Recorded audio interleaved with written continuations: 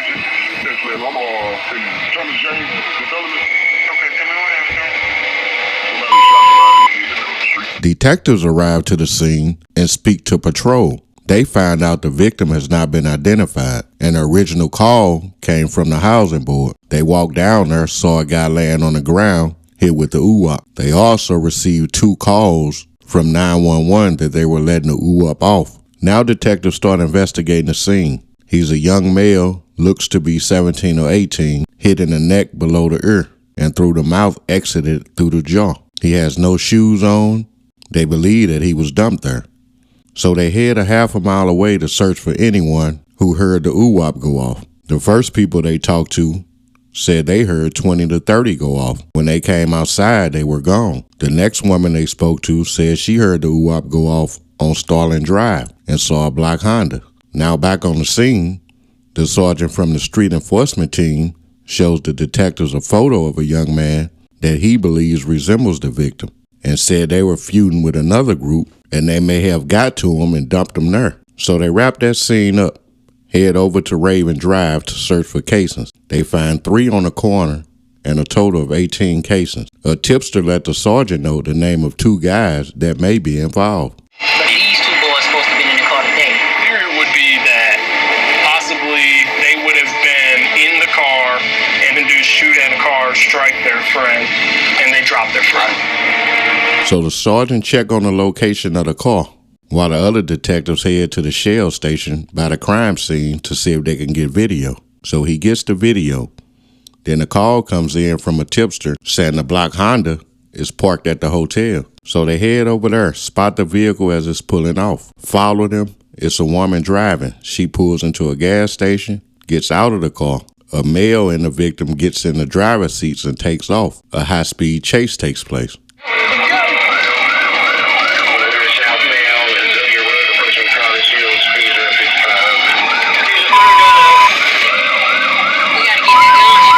Some of the detectives stop so they can search for the ooh-wop he threw off while patrol continues the pursuit. They find the ooh-wop and a pursuit comes past them in the opposite direction. They apprehend the suspect, take him to the station. They find casings from where he tossed the ooh-wop, but they're 40s. The scene of the expired victim was 9s. So they wrap that up, head to the station to start the interview. They let him know he's being detained because he ran from police. So the detective asks him what happened this afternoon. He said nothing happened. The detective tell him that he knows for a fact that he was in her vehicle and that the vehicle was at a certain place at a certain time. So what happened this afternoon on Raven Drive? He said the guy tripped out. He put the ooh-wop into his side and told him to go down Raven Drive. He drove down Raven Drive. When he arrived at the corner, he told him to stop. Then he let the ooh-wop loose. But he didn't see anyone outside. Then he told him to drop him off.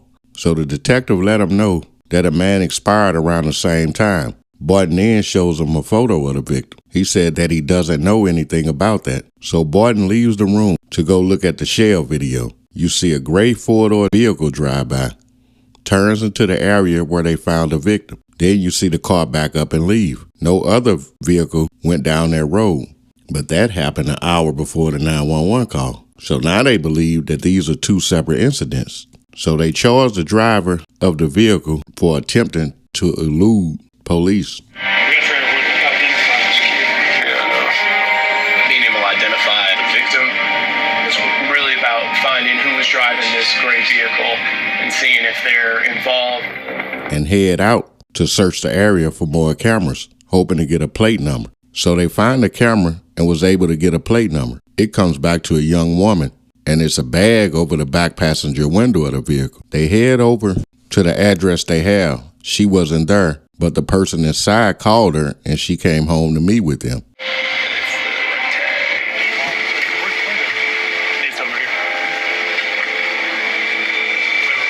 They transport her down to the station. Barton starts the interview.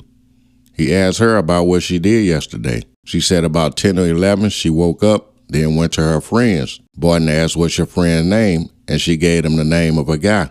After they left his house, he dropped her off at work and kept her car. That was around 1:30 p.m. She said he told her that he was taking his uncle to a doctor's appointment, but when he came back to pick her up around 9 p.m., the car had an odor to it.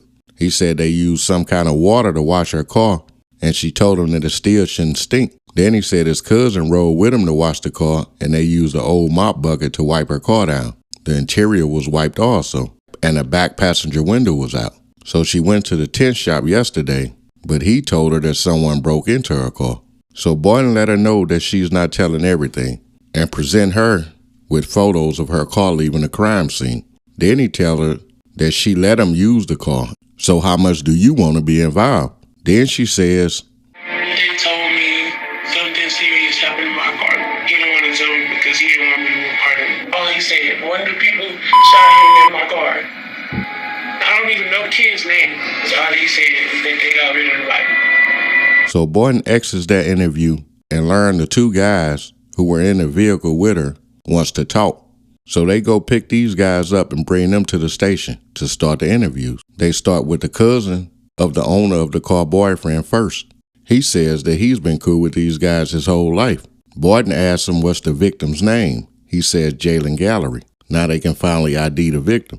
He says around noon, he called them over. Everything was cool. Him and Kobe had oo-wops. They were playing a game, blowing loud, and the third guy that was there asked to take a picture of Kobe oo-wop. Kobe gave it to him.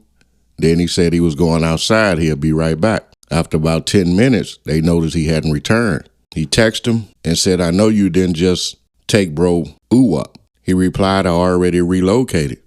So Kobe's mad. So he gives Kobe his oo-wop.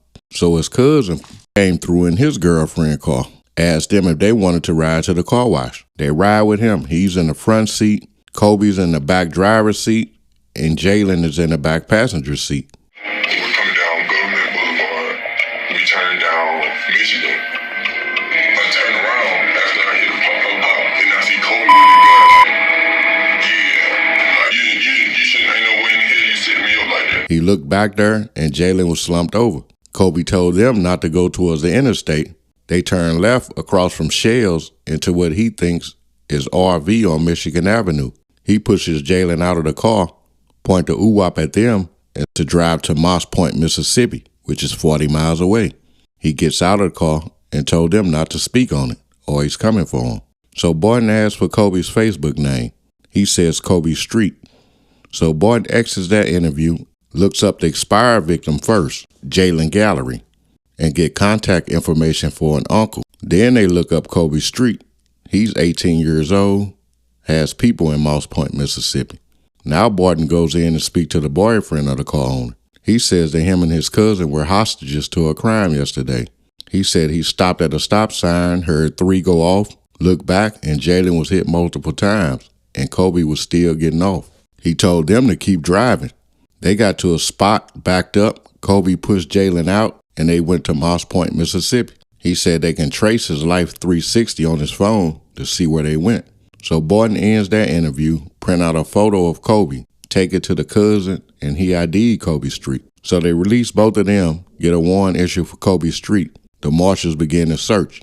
They made contact with Jalen's uncle and got information about Jalen. He's 17 years old, was about to begin his senior year in high school, and was going to become a firefighter after graduation. So the next day, Kobe turns himself in. Boyden goes in and starts the interview. You want to talk to me about what has brought us to this place.